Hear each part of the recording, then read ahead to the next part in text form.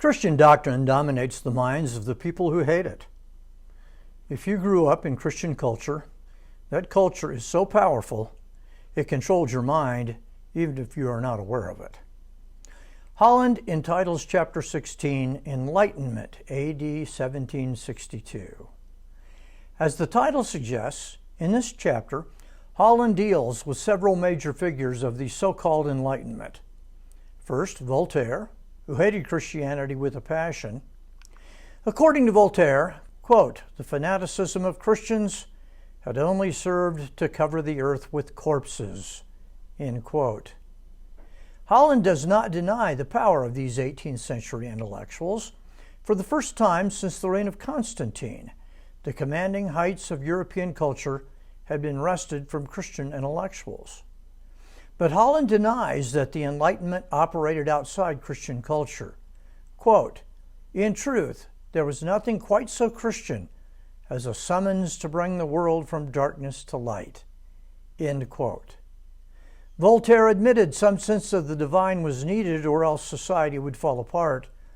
If God did not exist, it would be necessary to invent him.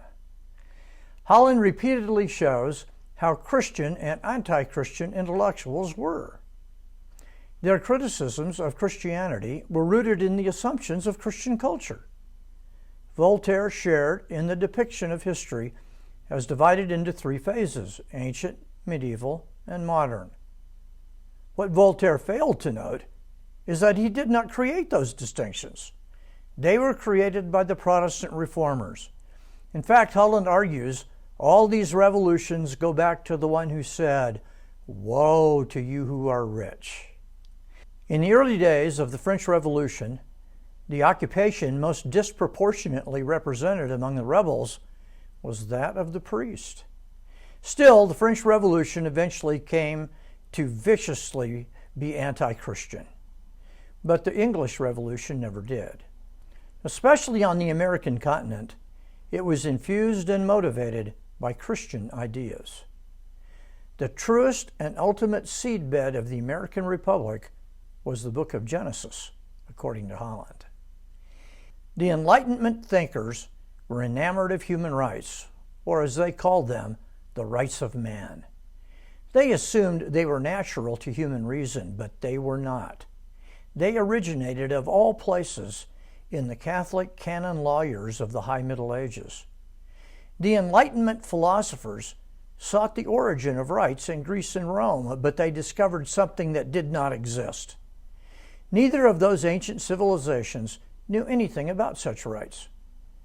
Holland devotes quite a few words to one writer who understood this, the Marquis de Sade, the wicked man from whom we get the word sadism. According to de Sade, the true divisions in society were those who were naturally masters and those who were naturally slaves. Man simply stands next to the chimpanzee on the ladder of power. De Sade recognized that the rights of man were no more provable than the existence of God.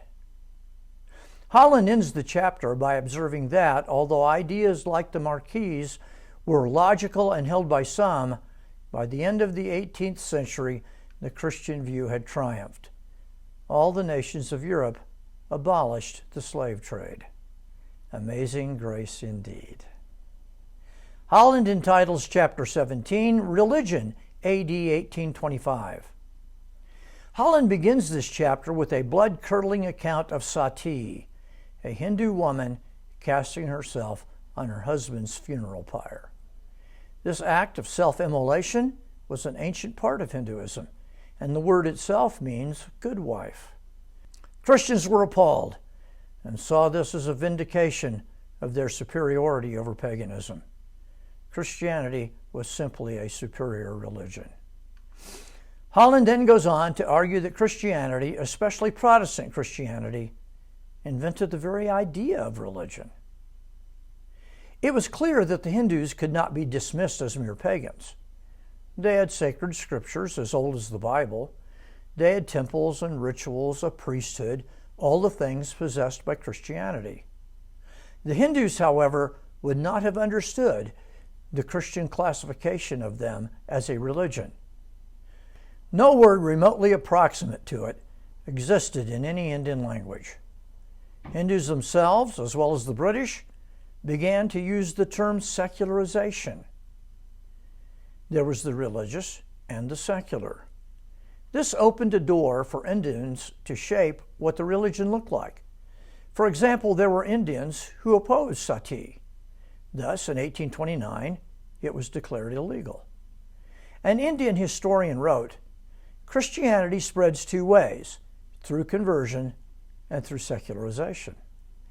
The idea that a religion could function in a completely secular way in two spheres of existence, religious and secular, was a distinctly Protestant idea.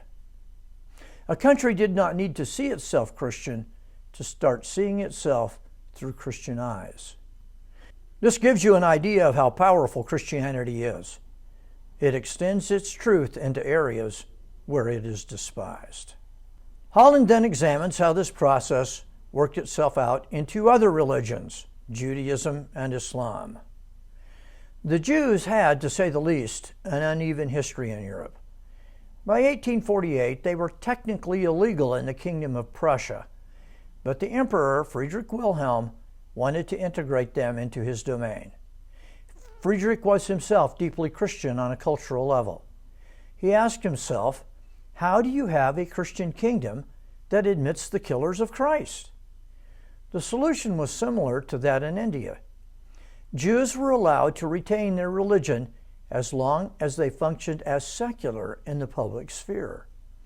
The French had already done the same in their Declaration of Rights. However, secularism was not a neutral concept. Again, Holland argues that it was an invention of Christianity. Quote, that there existed two dimensions, the secular and the religious, was an assumption that reached back centuries beyond the Reformation, to Gregory VII, to Columbanus, and to Augustine. End quote. Tension with the Muslims was seen in the controversy over slavery. The Muslims had no problem with it and even argued that it was the natural way of things, as had Aristotle. Muslims had historically believed that the law was in written documents handed down from the prophet, but they capitulated to the Pauline idea that it was written on the heart. In time, Muslims came to argue that slavery's evil had been written on the hearts of men. From there, it was an easy jump to the idea of international law and human rights.